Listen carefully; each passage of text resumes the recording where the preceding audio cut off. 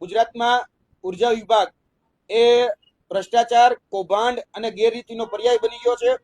કેમ કે હમણાં થોડા સમય પહેલા જામનગરની અંદર જેટકો ના એપ્રેન્ટિસ માટેની ભરતી કરવામાં આવી હતી. તેમાં 35 જેટલા ઉમેદવારો એ ક્યાંક ને ક્યાંક ડમી અને ક્યાંક ને ક્યાંક કહી શકાય કે ખોટી રીતે આ ભરતી અંદર ઘૂસી ગયા હતા. તેને દૂર કરવા માટે એને દૂર કરવામાં પણ આવ્યા, પરંતુ આજ દિન સુધી એમાં 4 મહિનાનો પગાર આપી દેવા છતાંય એ લોકો પાસે હજી રિકવરી કરવામાં નથી આવી. અને તેની સાથે સાથે જે 4 મહિના જેને નોકરી મોડી મળી તેની સિનિયોરિટીના સવાલ પણ ઉભા થાય છે. અને આજ દિન સુધી આ જે ભરતી કૌભાંડ છે એ ભરતી કૌભાંડની તપાસ પણ નથી થઈ. એ જ રીતે જેટકોની પ્લાન્ટ એટેન્ડન્ટની પોસ્ટ એ ક્યાંય પણ એ સ્ટાફ સેટઅપમાં હતી જ નહીં, છતાં પણ એ પોસ્ટ ખોટી રીતે ઊભી કરી અને આખી ભરતી એમાં કરી નાખવામાં આવી. ટાયર 1 ટાયર 2 પરીક્ષા લઈ લેવામાં આવી, ડોક્યુમેન્ટ વેરિફિકેશન કરાવી નાખવામાં આવ્યા, પરંતુ એમાં પણ તપાસ થઈ નહીં અને આ ભરતી એ રદ કરી નાખવામાં આવી.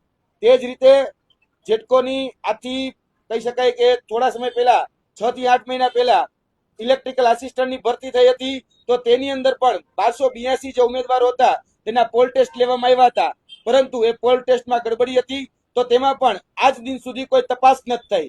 અને આ જે સિલસિલો છે એ સિલસિલો અત્યારે પણ યથાવત છે. આવતીકાલે પીજીવીસીએલ ની અંદર ઇલેક્ટ્રિકલ આસિસ્ટન્ટ એટલે કે હેલ્પરની ભરતી છે. લગભગ જોવા જઈએ તો હજારો વિદ્યાર્થીઓ આ પરીક્ષા આપવાના છે, પરંતુ આ પરીક્ષામાં જેને કહી શકાય કે જવાબદારી સોંપવામાં આવી છે આ પરીક્ષા લેવા માટેની, એ જવાબદાર અધિકારીઓ ક્યાંક ને ક્યાંક પોતાના તાઇફાઓમાં એ વ્યસ્ત છે. અને અત્યારે જુનાગઢની અંદર પીજીવીસીએલ નું કહી શકાય કે તમામ જીબી એન્જિનિયરિંગ એસોસિએશન 27મું ત્રિવાર્ષિક અધિવેશન ચાલુ છે, જેમાં ગુજરાતભરના તમામ એન્જિનિયરો ત્યાં ઉપસ્થિત છે. ડી જેઈ થી લઈ બધા જ એન્જિનિયરો 5000 કરતા વધારે એ લોકો ત્યાં ઉપસ્થિત છે. તો આ ભરતીનું શું, તેની સાથે સાથે અમારું આ માધ્યમથી એક બીજો પણ આક્ષેપ છે. જ્યારે રાજકોટની મીડિયા હાઉસમાં અમે જ્યારે છીએ ત્યારે પીજીવીસીએલ ની વડી કચેરી રાજકોટ ખાતે આવેલી છે, અને જે પીજીવીસીએલ અત્યારે જે કહી શકાય કે જીબી એન્જિનિયરિંગ એસોસિએશન નું 27મું ત્રિવાર્ષિક એસોસિએશન જ્યાં મળ્યું છે, તેમાં અધિવેશનની અંદર જે લાઈન નાખવામાં આવી છે એ 11 કેવી ની લાઈન નાખવામાં આવી છે. તમે જોઈ શકો છો કે 11 કેવી ની 2 લાઈન નાખવામાં આવી છે, જેમાં 2 ફીડરનો ઉપયોગ કરવામાં આવ્યો છે, રાજમોતી ફીડર અને એકલવ્ય ફીડર. આ એનો પુરાવો છે. હવે સામાન્ય નાગરિક, સામાન્ય ખેડૂત ને જો પોતાના વિસ્તારમાં એક ટીસી નાખવું હોય, એક લાઈન નાખવી હોય, તો હજારો પ્રકારના કાગળિયા કરવામાં આવે છે. એની મંજૂરી માટે 6-8 મહિના સુધી લબડાવવામાં આવે છે. તો આ કાર્યક્રમ માટે આ તો ખાનગી યુનિયન છે, તો આ ખાનગી યુનિયનના કાર્યક્રમને એ કઈ રીતે સીધી મંજૂરી મળી જાય છે?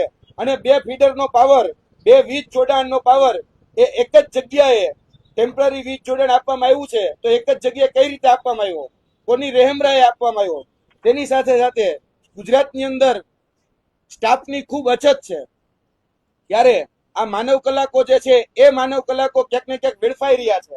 અને અત્યારે પણ જે જાહેર જનતાના જે સેવકો છે એ જાહેર જનતાના સેવકો એ પોતાના ક્યાંક ને ક્યાંક ખાનગી યુનિયનના તાઇફાઓમાં વ્યસ્ત છે.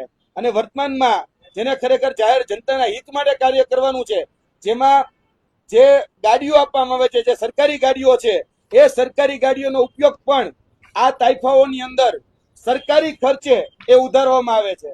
તમે જોઈ શકો છો કે આ જે સરકારી ગાડીઓ છે એ સરકારી ગાડીઓનો ઉપયોગ આ જે ખાનગી યુનિયનનો કાર્યક્રમ છે, કોઈ સરકારી કાર્યક્રમ નથી.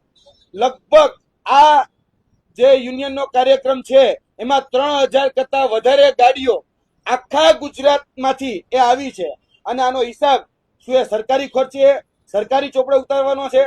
અને આ જે ગાડીઓ છે એ ટેક્સના પૈસામાંથી, ટેક્સ પેરના પૈસામાંથી, આના ડીઝલના કે આના ઘસારાના કે આના બીજા બધા પૈસા ઉધારવામાં આવતા હોય છે.